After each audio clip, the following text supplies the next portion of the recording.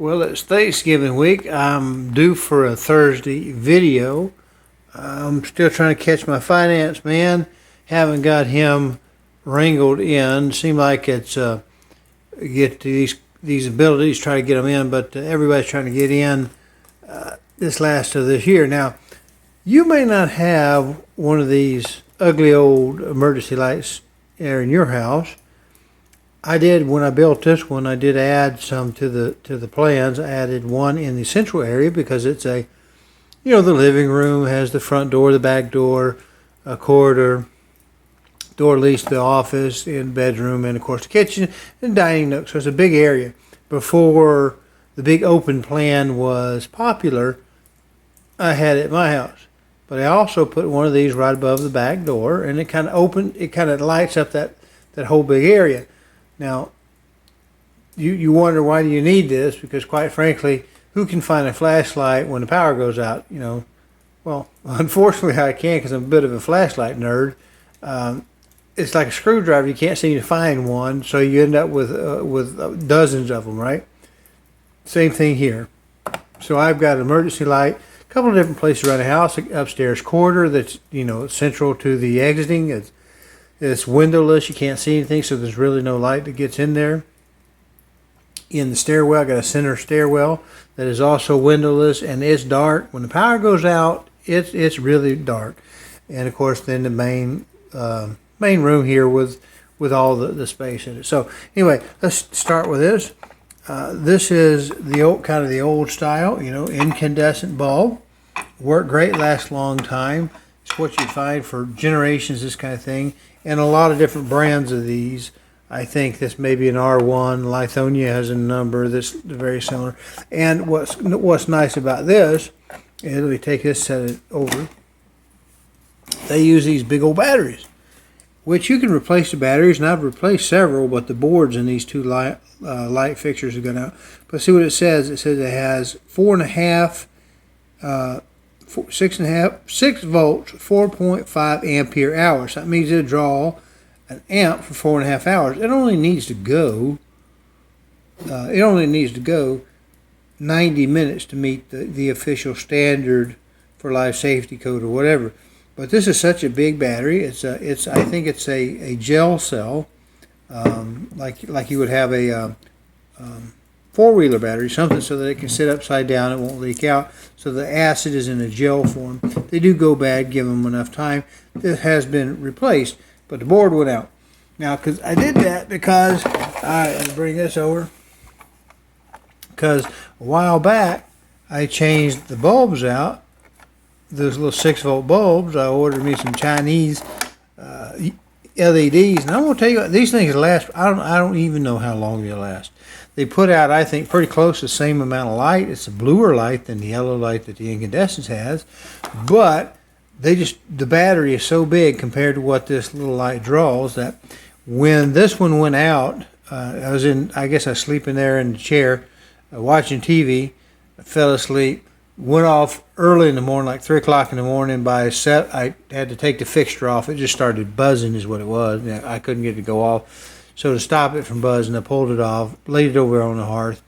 And when I woke up the next day, 7 something in the morning, she's still burning bright.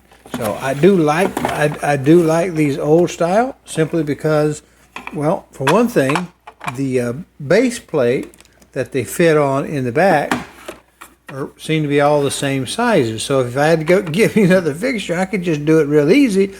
Pop the old light fixture off, pop the new one in, and and tell the maintenance supervisor, which of course me, that I'm still working on them emergency lights all day long. I'm still working on them, and pretty sweet deal, pretty easy to handle. Just swap them out, but they're incandescent. You really don't find them much anymore. So I started out to do a replacement on the first one. This one is a Lowe's type product. This company, I don't know this company. Commercial electric emergency light backup, and you see it says works for 90 minutes. That is the minimum required by life safety code and building code. Anyway, white fixture, not a bad little guy. Pick this up. This one's at Home Depot. And see, one thing I noticed that it says here, 5-year product warranty, although they will offer to sell you a 2-year extended warranty. I went over to the next place just to try to see if I could find an actual Lithonia one, hoping that it would fit the back plate, and I wouldn't have to actually rewire anything. I just snapped the old one off with the other one in.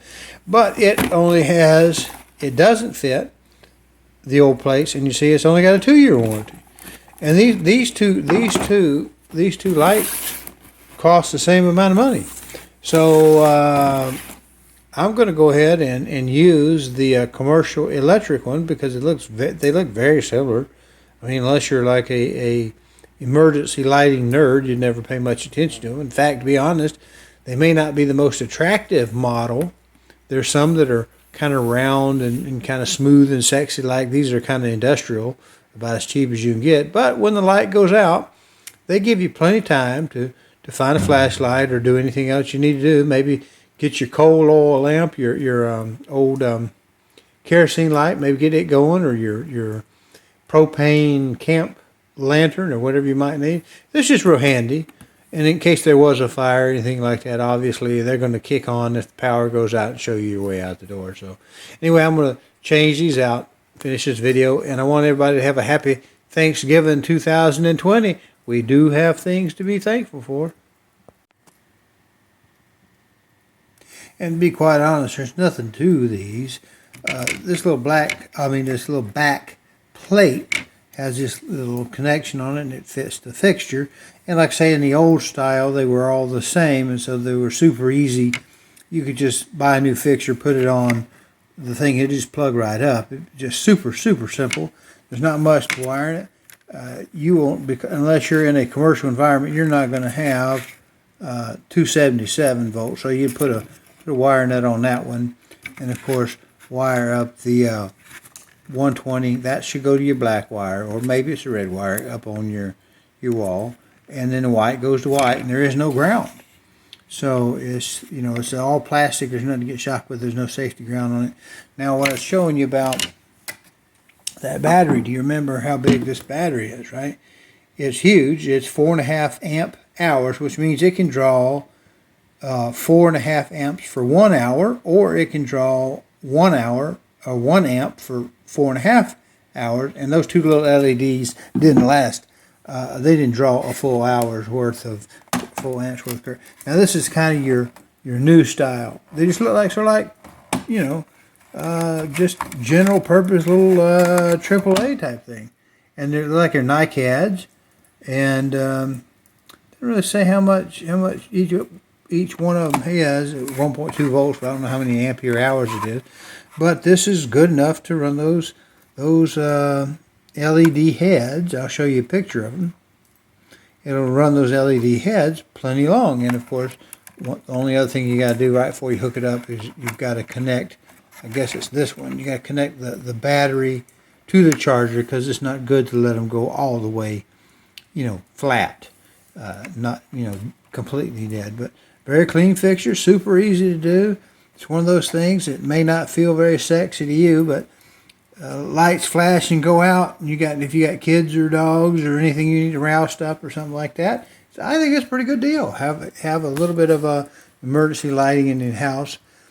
I'm a big fan of smoke detectors and emergency lights. I'm not a big fan of residential sprinklers. I don't think they're necessary. I think they may cause a lot of damage. They're expensive to maintain, and to keep them inspected and make sure that your insurance company is happy with them. If there's ever a long power outage or you go out, you don't want anything freezing. These guys are just electrical.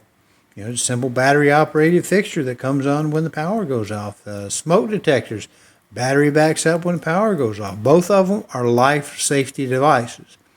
A sprinkler system is not a life safety device. A lot of sprinkler contractors get mad with that, but it's not. It was developed in a warehouse situation to protect property and limit loss for insurance purposes. Now, yes, if it puts a fire out and the fire is going to kill you, a sprinkler, can help augment your life safety. But you know what I want to do? My house catch on fire. I want to get out.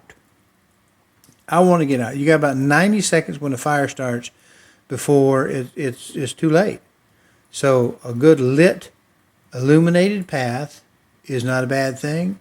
And smoke detectors, carbon monoxide detectors work to your advantage. And if you're going to have one in the kitchen, try using a photoelectric smoke detector in the kitchen, because it won't trip as much as the ionics do, the standard ones, and you may have to look for it. And okay, one more thing.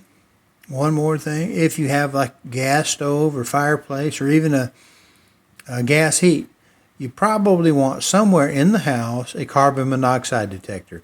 And a kitchen is a good place, good central location in most people's houses to put a combination carbon monoxide and photoelectric detectable smoke detector. I'm about to trip over my words. I guess I need to get this thing on the wall and get going. Happy Thanksgiving, y'all.